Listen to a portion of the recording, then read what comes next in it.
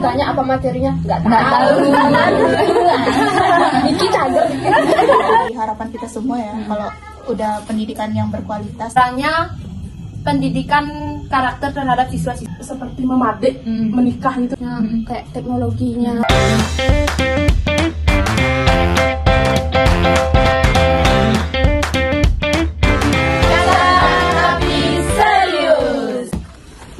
Halo guys, selamat datang di BTS Bercanda Tapi Serius.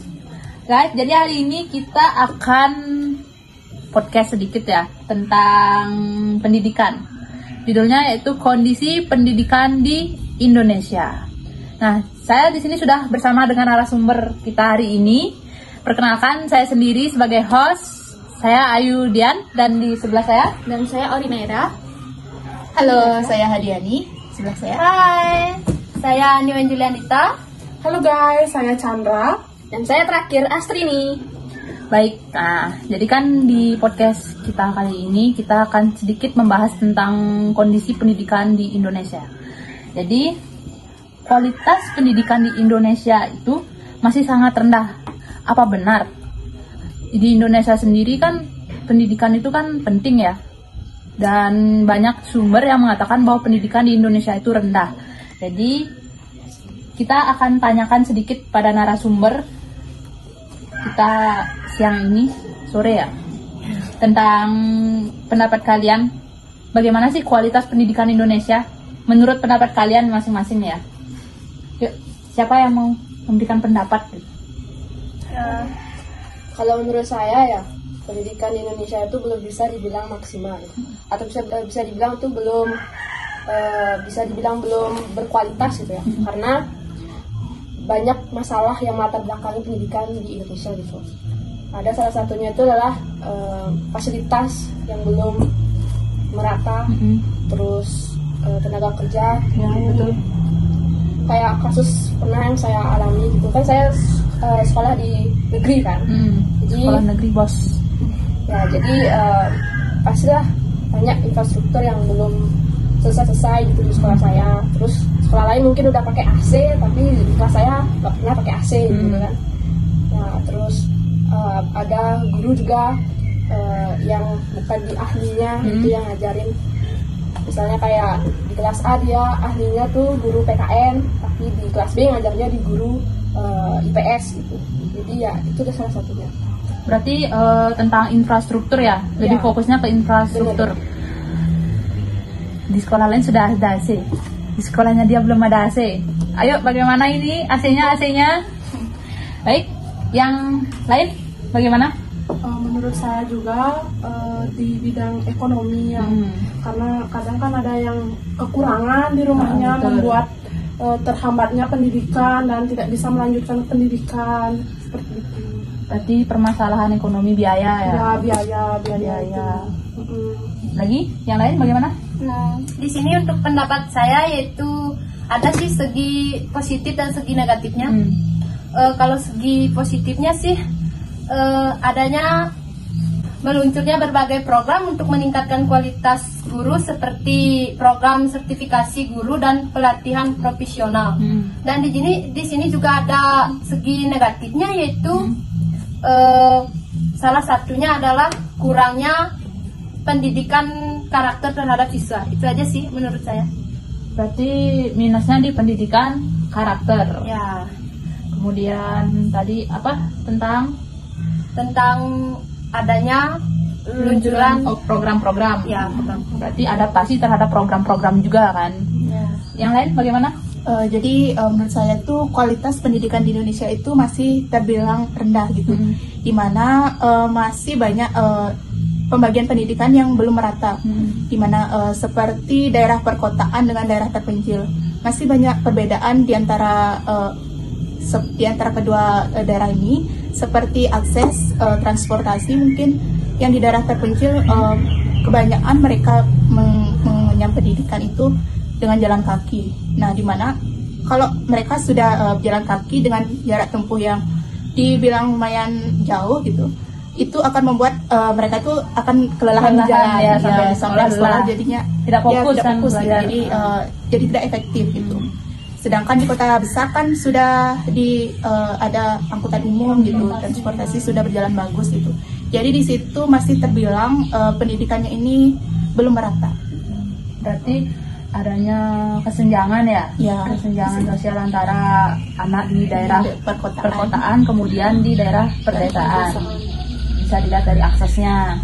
Kemudian bagaimana pendapatnya? Pendapatnya sudah semuanya sih yang sudah dibahas. Nah itu juga ada tenaga guru juga kan, yang semakin tahun itu bakal banyak yang jadi guru gitu. Di penumpukan, penumpukan sehingga kan semakin banyaknya guru, gaji guru kan semakin kecil, sehingga guru itu bakal menumpuk di sekolah yang berkualitas saja. Di sekolah yang tertinggal tuh guru bakal enggan gitu mau ke sana, karena apalagi dengan akses yang bisa dibilang bisa juga karena akses internet yang belum memadai di daerah itu. Teknologi sekarang sudah canggih-canggih. Apalagi kan teknologi udah masuk ke dunia pendidikan kan, jadi ya harus dimanfaatin juga sih sama guru juga. Tapi sih kebanyakan kalau siswa-siswa sekarang kalau pakai internet itu nggak dipergunakan untuk pendidikan. Kebanyakan tuh dipakai cuma buat scroll TikTok, main game gitu sih. Kurangnya disalahgunakan. Itulah kan karena ada dampaknya diizinkan kan apalagi semenjak COVID-19 kan kita belajar daring terus pakai handphone. Setelah balik ke sekolah kan diizinkan membawa handphone.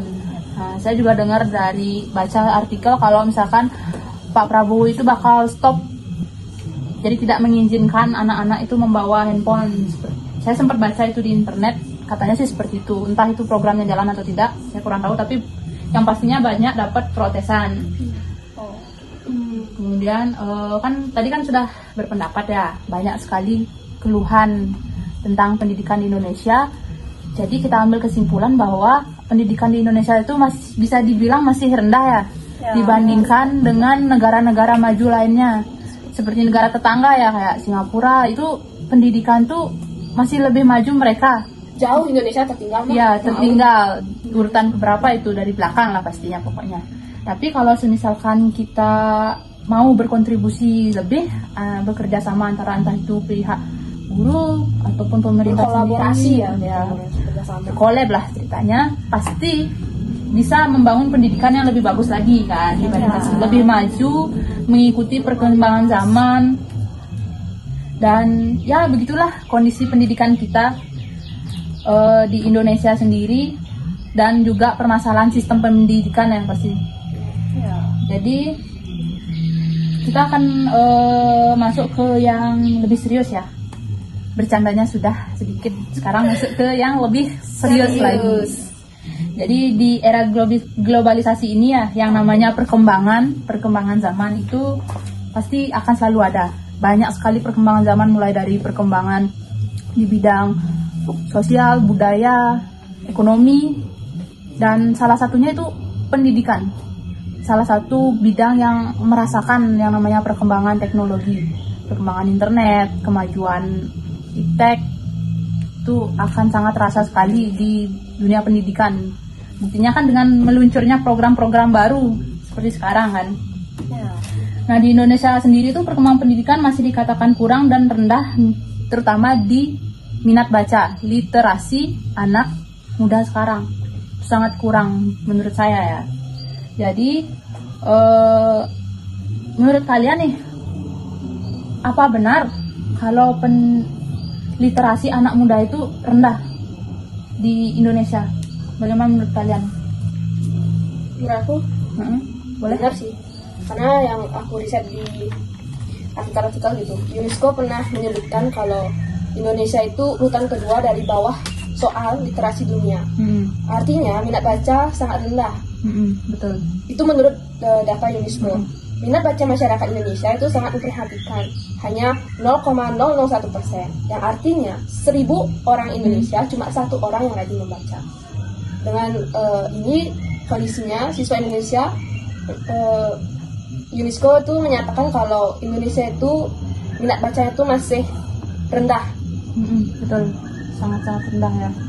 Dan Indonesia sendiri masih berada pada peringkat ke-60 dari 70 negara dari minat baca di seluruh dunia. Berdasarkan data dan hasil riset ya, UNESCO yang mengatakan seperti itu. Malu nggak kita? malu dong. Ya masa enggak, Indonesia negara yang luas dan besar Ya. dengan salah Kaya satu akan budayanya, budaya. Tapi sayangnya literasinya kurang. literasi di bagi anak muda di Indonesia ditingkatkan. Masalah kan Indonesia itu kan besar ya, sangat-sangat besar negaranya. Kemudian di antara negara lain tuh Indonesia tuh menduduki peringkat kedua ya sebagai negara dengan populasi terbanyak, banyak sekali gitu loh. Otomatis kan jika itu dimanfaatkan dengan baik dan benar, Indonesia tuh bisa jadi negara yang maju, bukan lagi negara yang berkembang kan. Pasti akan maju, terutama di pendidikan. Ya kalau dimanfaatin kan. Ya daripada dimanfaatin kan lebih baik memanfaatkan. Dengan peningkatan kualitas dari Literasi kita. literasi melalui SDM. Jadi melalui literasi kita harus meningkatkan SDM di Bangsa kita. di Indonesia. Kemudian menurut kalian ya, apa sih penyebab kurangnya pendidikan di Indonesia selain yang sudah kalian tadi jelaskan? Yang paling mencolok lah, yang paling terlihat gitu menurut kalian? Tadi sih literasi. Literasi lagi Terus yang lain bagaimana? Nggak ada, berarti pemanfaatan gadget juga Gadget, yang berlebihan sehingga membuat anak itu malas untuk belajar. Pengaruh media sosial Ya, betul. yang mempengaruhi media sosial, yang lebih banyak membuat konten tidak edukatif. Tidak. karena terkadang ya anak-anak itu atau bahkan kita sendiri itu lebih senang baca tentang gosip TikTok ketimbang baca artikel tentang perkembangan dunia pendidikan atau tentang apa namanya program-program atau isu-isu yang diberikan. Bahkan sekarang televisi pun menurut saya tidak laris lagi ya, karena sudah ada handphone, Tinggal alahkan sama TikTok, sama Instagram. Semua bisa diakses dengan genggaman saja. genggaman ya, hanya di satu genggam bisa dibawa kemana-mana. Dan itu membuat ya memberikan dampak buruk lah, memberikan dampak negatif bagi pendidikan gitu, yang menyebabkan literasi seorang tuh susah. Kadang kita sendiri kan kalau disuruh scroll TikTok lama pasti nggak ngantuk kan? Ya. Sudah belajar nih, Ngantuk. Baca buku baru buka mata yang ketutup, bukunya terbuka. Jadi itu buku yang nonton kita. betul. Jadi itu tuh yang menyebabkan kenapa Indonesia tertinggal jadinya di dunia pendidikan ya. Padahal dengan banyaknya populasi, dengan tingkat pendidikan yang baik, Indonesia itu sebenarnya sudah bisa jadi negara yang terdepan, maju. Apalagi dengan banyaknya pulau, suku dan budaya itu menjadi salah satu ciri khas yang jadi modal ya buat kita untuk menjadikan Indonesia itu sebagai negara kebanggaan kita, itu tanah air kita. Kemudian kalau dari segi dampak positif, kira-kira menurut kalian nih ada nggak dampak positif dari mungkin program pendidikan yang dibahas kan? Tadi kan kita bahas literasi nih. Kalau sekarang kita bahas tentang program pendidikan, kita berfokus pada program pendidikan yang baru yang tahun kemarin tuh tentang apa ya? Kurikulum Merdeka. Ya, kurikulum Merdeka. Tadi habis bahas literasi, sekarang kita bahas tentang program ya, kurikulum Merdeka. Menurut kalian nih, kurikulum Merdeka itu bagus nggak diterapkan di Indonesia? Menurut saya sih kurikulum Merdeka itu bagus sih, tapi lebih bagus dari kurikulum K13 karena kurikulum Merdeka itu lebih mementingkan perilaku, sedangkan kurikulum K13 itu lebih mementingkan pengetahuan. Menurut saya sih lebih bagus kurikulum sekarang karena seseorang itu kalau perilakunya kurang bagus tapi pinter itu nggak berguna juga. Tapi kan kalau orang perilakunya bagus, belajar kan bisa belajar sedikit demi sedikit gitu menurut saya. Berarti kan tentang pendidikan moral ya. Berarti kurikulum Merdeka itu membahas tentang pendidikan, lebih mementingkan pendidikan moral, sikap. Terus menurut yang lain kira-kira apa sih dampak positif atau bagus nggak kurikulum Merdeka itu untuk pendidikan di Indonesia sendiri? Kalau aku sih sama juga ya, karena kan kalau pendidikan itu bukan hanya tentang ilmu dan pengetahuan, tetapi juga gimana kita bisa karakter kita tuh bisa menjadi lebih baik gitu, bisa pembentukan karakter itu bisa terrealisasikan dengan kurikulum Merdeka ini, maka pembentukan karakter itu bisa menjadi lebih mudah. Nah, jadi itu bisa lebih baik dari kurikulum 13 itu. Karena kurikulum 13 itu kan lebih berpatokan dengan teoritisnya saja. Teori tanpa praktek tidak guna kan jadinya kalau tidak dipraktekkan gitu. Kalau yang lain ada lagi nggak? Menurut Astri ini mungkin ada kira-kira? Menurut aku sih kurikulum Merdeka ini bagus sih, karena bisa meningkatkan kreativitas dari siswanya, inovasi dari siswanya juga. Jadi siswanya juga bisa berpikir kritis gitu tentang apa yang dia dialami sekarang. Kritis gimana nih? Kritis di rumah sakit atau kritis otak yang kritis gimana? Nggak tahu ya. Kalau itu nggak tahu. Paham. serius nih. Terus berarti kan kalau kurikulum Merdeka itu membahas tentang sikap, nilai sikap, sedangkan kurikulum K13 itu membahas tentang pengetahuan ya. Dan dari saya pribadi, saya kan punya adik saya itu dapat dia kurikulum Merdeka, jadi kelihatan banget cara belajar kita tuh berbeda itu. Kalau di saya guru menjelaskan, kemudian praktekkan. Tapi sedangkan kalau menurut dari adik saya sendiri ya, dia bilang kalau misalkan gurunya tidak banyak menjelaskan, tapi kitalah yang harus aktif gitu sebagai murid kan. Kita yang harus cari sebelum gurunya memberitahukan, kita harus juga udah lebih dulu tahu gitu kan sebelum gurunya. Dan itu yang kadang dikeluhkan oleh para murid, karena balik lagi literasi mereka itu kan kurang. Menurut tadi UNESCO kan, malas mencari tahu. Jadi mereka otomatis kalau ditanya sama guru, kan mereka nggak tahu karena literasinya kurang. Sedangkan kita di kurikulum Merdeka dituntut harus aktif. Bagaimana kita akan aktif kalau misalkan literasi kita kurang gitu. Jadi itu sih salah satu juga mungkin keluhan dari kurikulum Merdeka ini. Tapi kan kita nggak tahu ya di pemerintahan sekarang bagaimana. Kita kan belum tahu program baru apa sih yang akan muncul gitu. Nah kalau tadi kan ada dampak positifnya. Sekarang dampak negatifnya dari program tersebut apa menurut kalian gitu? Kalau menurut Chandra, boleh? Menurut saya, karena banyaknya aktivitas prakteknya, jadinya siswa itu kadang ada dia kendala biaya untuk membeli alat, membeli bahan untuk praktek itu, biayanya itu banyak mengeluarkan biaya, kayak misalnya praktek seperti memadik, menikah gitu kan. Sekarang kan harus sewa salon gitu, seserahannya gitu, banyak itu mengeluarkan banyak biaya lah gitu. Kenapa nggak nikah langsung aja ya? Ngapain sih prakteknya dulu kayak gitu? Ya biar tahu. Berarti kan itu kan dampak negatif berarti kan maksudnya. Karena kalau misalkan menurut segi dampak positifnya, kira-kira menurut Chandra tuh kayak gimana sih? Positifnya poin plus dari praktek tadi kan tentang praktek nih, poin plus dari praktek tersebut apa gitu yang didapat? Siswa jadi tahu proses memadik itu kerjasama gotong royong ya, betul. Jadi kan kita mengetahui sekiranya seperti inilah nanti kita di persiapan sebelum menikah jalan mantul. Iki cager mau bilang jalan mantul. Berarti selain itu ada nggak kira-kira poin plusnya lagi untuk pendidikan Merdeka nih, programnya nih? Poin plusnya maksudnya positifnya.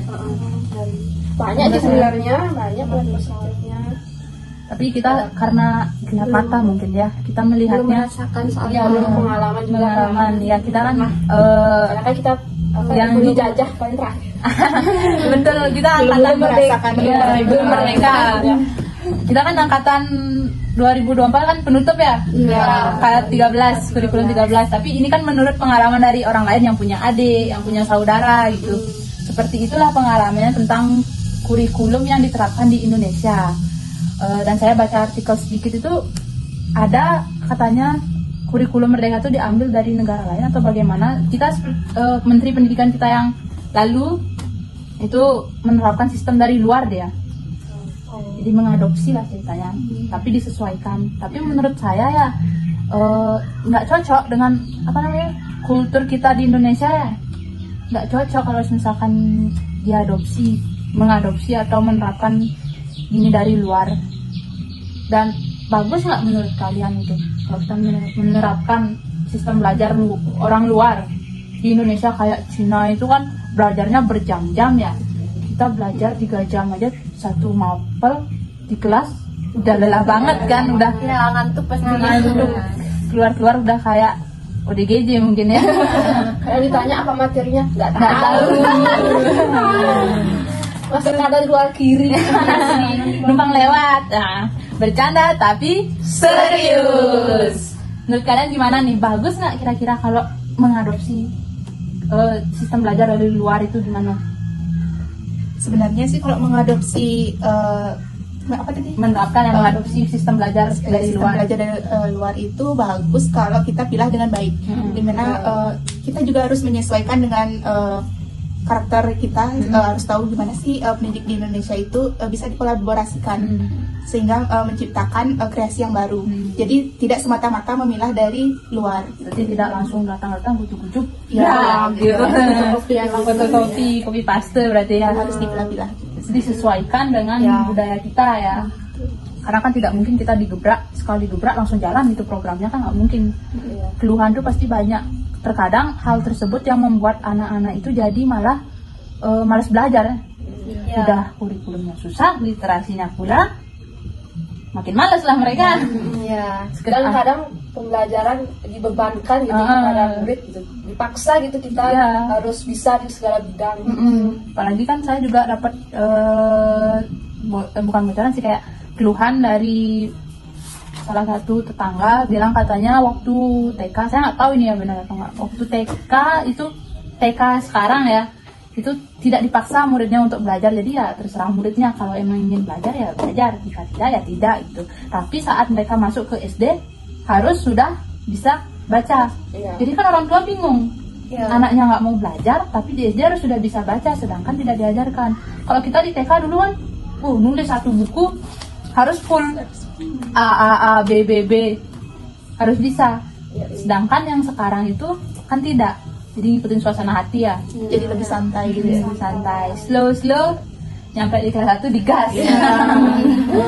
Terus kan itu tadi dampak negatif dan positif dari kurikulum merdeka ya. Apalagi yang apa sih, T5. Saya nggak ngerti sebenarnya karena saya nggak pernah dapat ya, kita kan nggak pernah dapat Kita kan penutup generasi terakhir lah. Terus kalau dari kalian sendiri, dari semua permasalahan tersebut, mulai dari tadi kondisi pendidikan di Indonesia yang memprihatinkan ya, kemudian kurangnya literasi itu kan sangat-sangat disoroti, seperti yang sudah dijelaskan Sin tadi bahwa literasi di Indonesia itu kurang menurut UNESCO ya, tertinggal kita.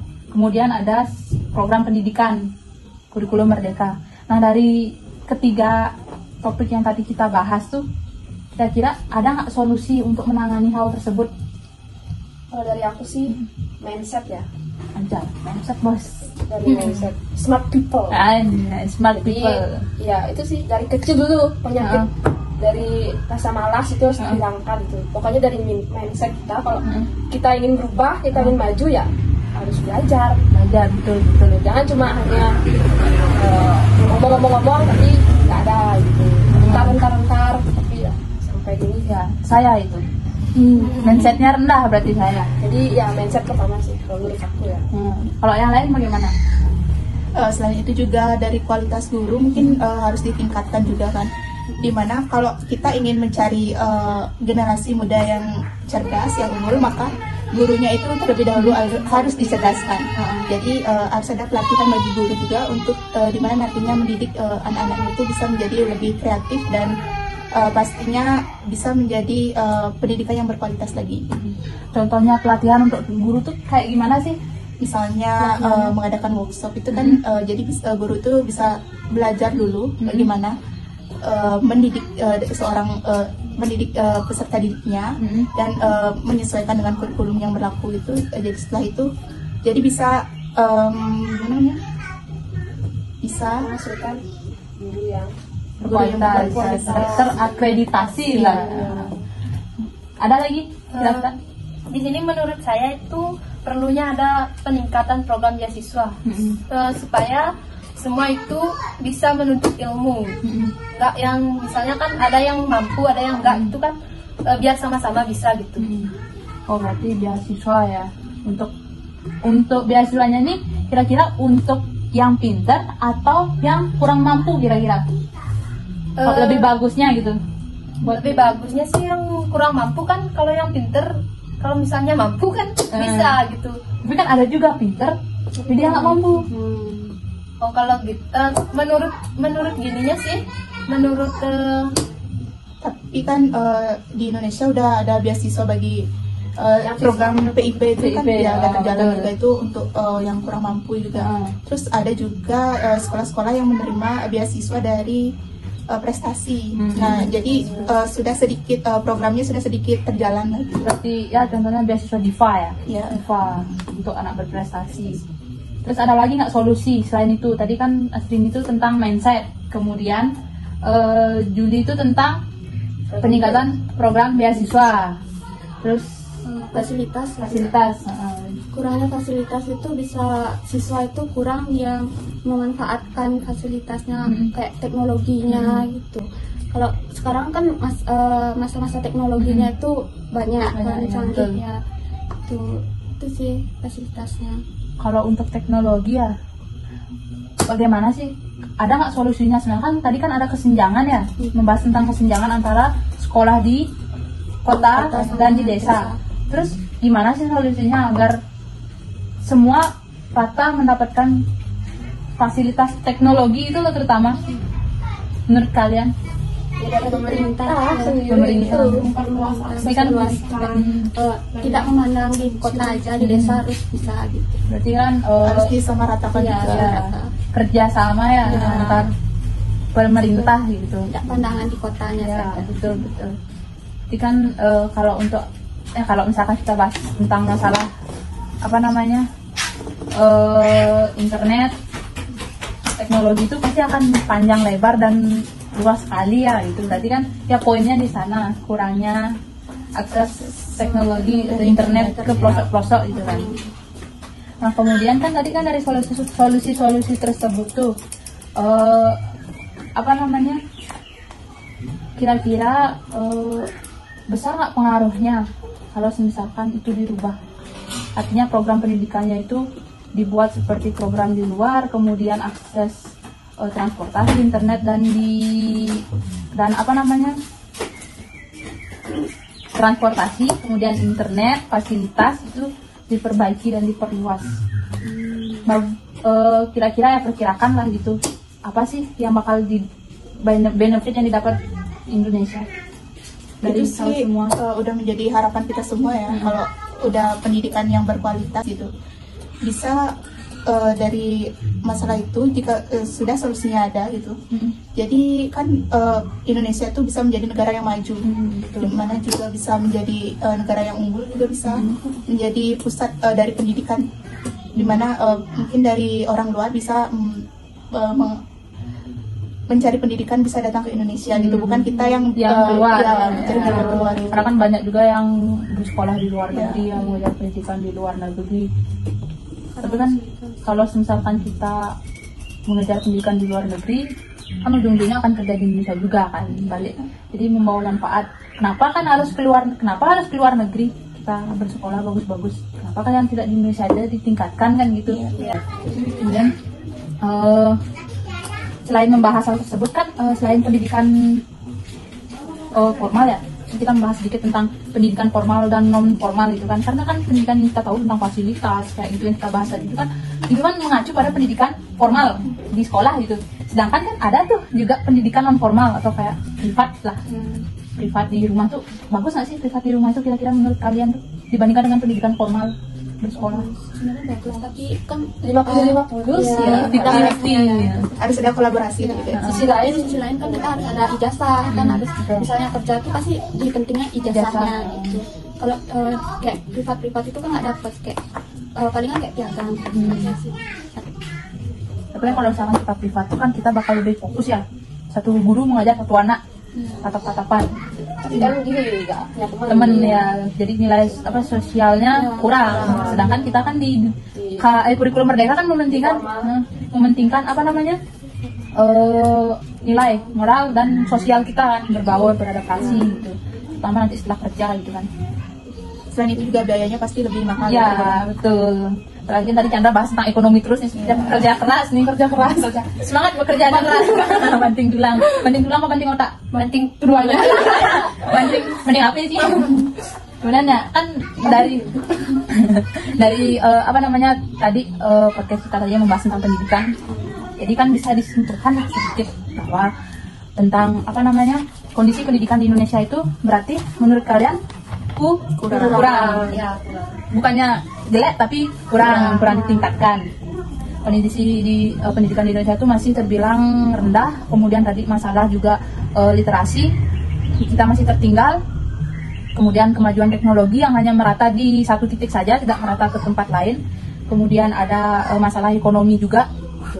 Jadi kan saya bilang belum berkembang bagus, dan juga tentang masalah program kurikulum tersebut pengaplikasiannya belum sempurna ya, berarti ya belum sempurna diaplikasikan ke seluruh masyarakat karena masih banyak mengeluh.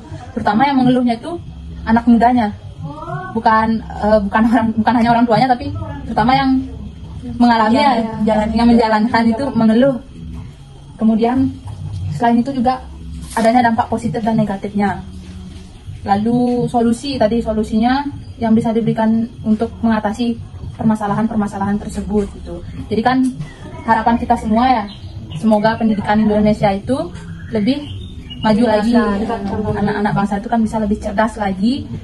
Kemudian bisa diharapkan bisa jadi andalan bagi bangsa kita untuk memajukan bangsa. Siapa lagi sih yang bakal memajukan bangsa kita kalau nggak kita generasi muda gitu kan. Kalau yang tua-tua kan ya mendukung, jadi support system lah itu. Jadi pilarnya kita yang anak muda yang harus gerak gitu. Jadi ya seperti biar itu. kita mencontoh yang lain, biar kita yang contoh. Betul. Kita yang jadi contoh, yang jadi center bagi negara-negara lain. Bukan dari negara lain aja sih, dari kita dulu ya. Dari orang lain, jadi sendiri, menjadi center bagi saudara-saudara kita, kemudian berteman-teman kita. Sedikit demi sedikit, lama-lama pasti jadi gokil. Ya, semoga dengan adanya program-program pemerintah yang baru atau mungkin yang akan diluncurkan itu bisa membawa dampak positif lagi, yang lebih baik lagi. Artinya pendidikan Indonesia setidaknya naik level gitu. Mulai dari tadi literasinya setidaknya tidak tertinggal di belakang lagi gitu. dan keluhan kita jadi dengar. AC-nya Pak, AC-nya. Dan ya begitulah memang kondisi kita di Indonesia itu. Mau nggak? Ada nggak lagi yang mau memberikan tanggapan atau kesimpulan dari permasalahan tadi gitu? Harapan kalian mungkin ada nggak lagi? Harapan saya sih cuma ditingkatkan aja biar nggak tertinggal terus gitu sih. Biar tidak diam ya di tengah-tengah ya. Jalan di tempat ya. Ya sekian segitu saja gitu. Apabila mungkin kita ada salah kata tadi tentang pembahasan kita yang mungkin agak melenceng sana sini, kami mohon maaf ya karena kami manusia dan ya seperti yang namanya kesalahan kita pasti akan selalu dapat masalah pasti. Ya sekian dari saya tutup podcast BTS ini, bercanda tapi serius. Jadi sekian dan terima kasih. Bye-bye.